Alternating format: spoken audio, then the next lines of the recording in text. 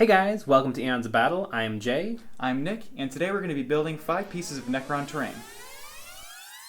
After we design, build, and paint, you'll be able to download plans for building these pieces with traditional model making techniques, or you can download STLs for 3D printing completely free. Let's do it.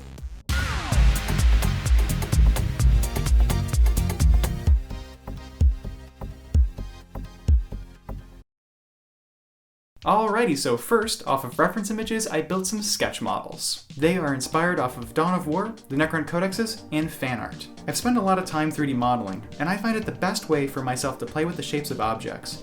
And since I have 3D printers, like these Crayola Ender 3 Pros and these Elegoo Mars, it's a no-brainer to work on the computer. It's also helpful because it does all the math for me, and I really don't like doing math. I can also use the dimensioning tools to tell me how big the object is so that it makes it easy to build the terrain pieces in real life. I spent a few hours messing around, and I have a few models that will fill out your wargaming table quite nicely. These are the final models we're going to build. This is a Greater Summoning Core and Plasma Generator inspired off of Dawn of War, a Necron Obelisk. This piece is what I'm calling a Tomb World entrance marker, and the final terrain piece is designed off of the 5th edition Necron Codex. I'm calling it a Necron Spire. Now that these pieces are designed, it's time to get printing and building. I have these two Ender 3 Pro printers running overnight. They're printing the Necron Spire. The base of the Spire takes about 12 hours on the standard setting, and the rest of the parts take 8 hours. These printers are perfect for larger pieces of terrain because the quality isn't super fine detail. But if you're looking for detail, these Elegoo Mars SLA printers are perfect, but they're pretty messy to deal with, and they have a small build plate. But who am I to judge a small build plate? It's about how you use it. As the 3D printers were printing and failing, I finished up the blueprints so Jay could give you some tips on building and painting.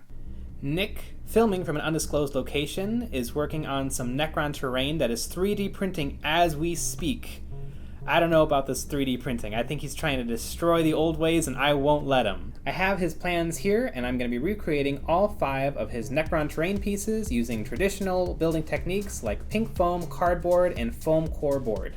Once everything is done, we'll get a chance to look at 3D printed terrain versus homemade terrain and we'll get to see which one is better. Alright, looking at these plans, the Great Summoner Core, this one's pretty big, but should be pretty doable out of foam. A lot of parts. The Plasma Generator, this is a classic Necron design, and it looks like it is going to be a real pain in the ass to build out of foam. Necron Entrance Marker, super easy out of Foamcore. Necron Obelisk, probably a combination of Foamcore and insulation foam. And the Necron Spire, this one is probably going to need a combination of everything. But it still looks pretty easy to make. Simple shapes. So let's get started. The first thing I did is I printed the plans at 100% size so that they were in the correct scale. Then for the smaller pieces, I cut out templates by just carving out the shapes on the patterns. Here are my templates. Then I used those templates to mark out the shapes on foam so that I could cut them out on my scroll saw.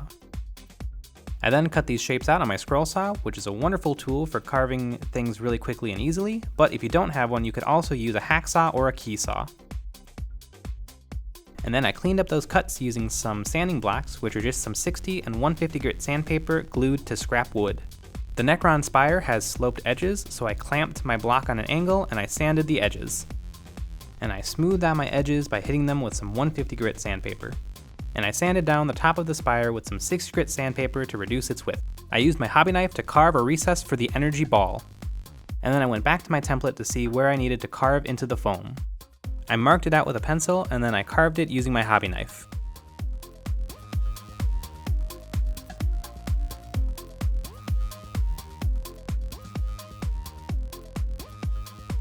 Then I glued on the side panels with some tacky glue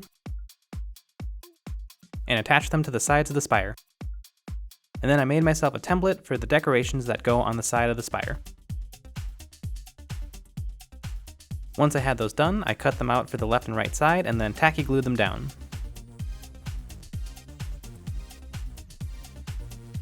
I then cut out the coffin-shaped decoration out of some Foamcore, and I glued it on with tacky glue. I then made the energy ball using some Crayola Model Magic soft squishy modeling material. create the energy diodes, I carved them out of some fun foam and then glued them to the model with Tacky Glue.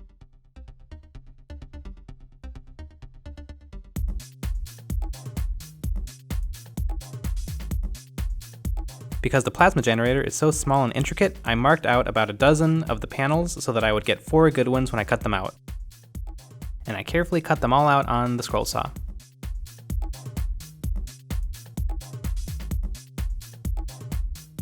I made a base for the plasma generator using some 1/4-inch Masonite board. This will give me a nice sturdy surface to tacky glue all of my pieces onto. I then smoothed out my shapes using some 150 grit sandpaper and then a nail file to finish it off. Then I tacky glued the towers onto the base. Then I continued to sand them smooth using a nail file. Then to create the decorative paneling that's on the side, I carved it out of some fun foam and then tacky glued it onto the model.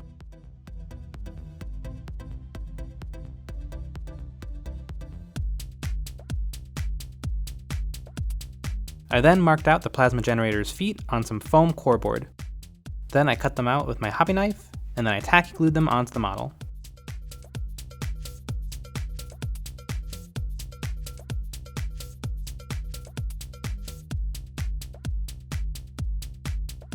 To make the obelisk, I used the original template to mark out its shape on some foam core board.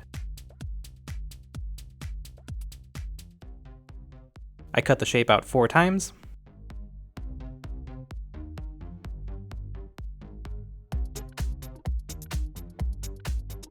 Then, to make sure that all the pieces fit together seamlessly, I carved out an 1/8 inch of foam from each edge, and I also carved the paper and foam away from the top triangle.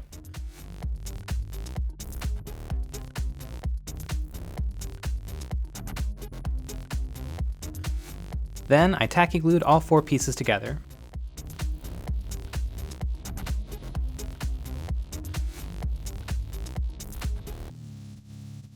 Then, to make the Necron tomb entrance marker, I glued on the 2 sections of the base, and then I glued the top piece to the middle of the base.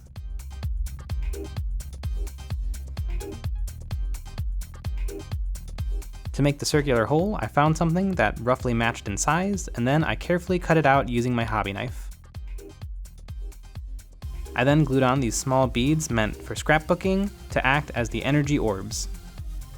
Then, to make the small bands that go on top of the marker, I cut some small strips of cardboard and I superglued them down. To make the greater summoner core, I got the dimensions off the plans and then I marked it out on some pink insulation foam.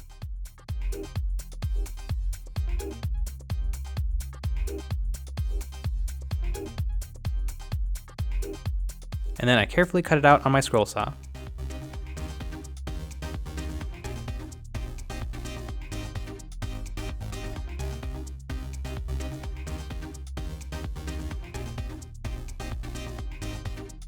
I sanded the cut edge smooth on some 60 grit sandpaper and then finished it off with some 150 grit. Then I glued my pieces together using some Elmer's glue. I assembled it, clamped it, and then let it dry overnight. Once it was dry, I added a chamfer with my 150 grit sandpaper. I also Sharpied in where I'm going to be carving into the summoner core. I made long straight cuts and then long angled cuts to carve out slivers of the foam.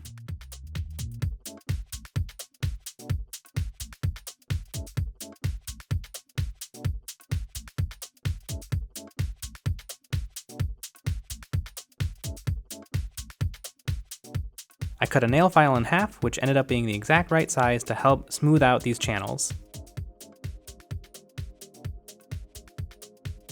I then sealed all of the exposed foam with some Elmer's glue and I mixed in acrylic paint to see where the mixture was going down.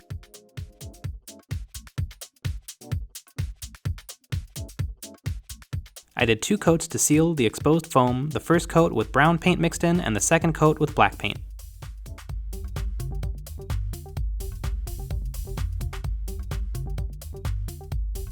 Always make sure to thoroughly mix your paint.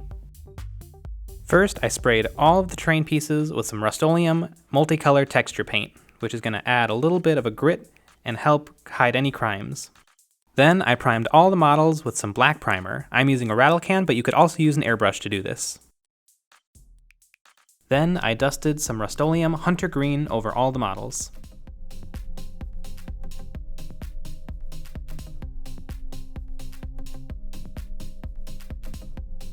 I then applied some black into the recess of the models with my airbrush.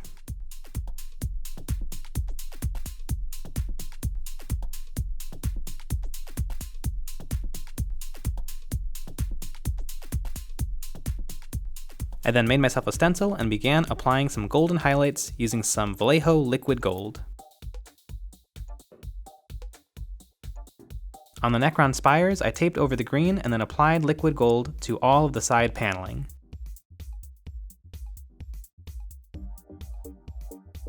Then on all the smaller decorations, I applied the liquid gold with a brush.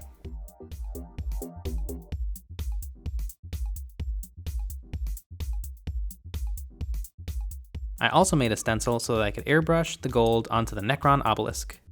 I then applied Vallejo Escorpena green to all of the exposed energy sections on the models.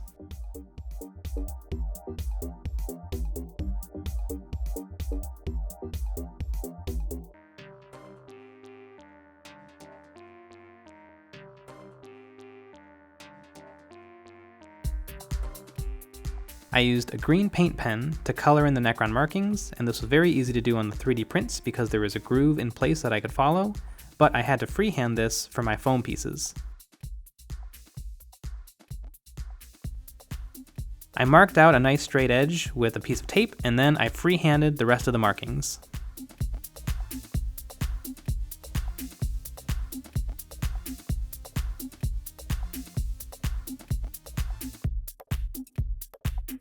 I did the same thing to freehand the markings on the obelisk, and then I went back in with some Escorpena green through my airbrush to make it look like it was glowing.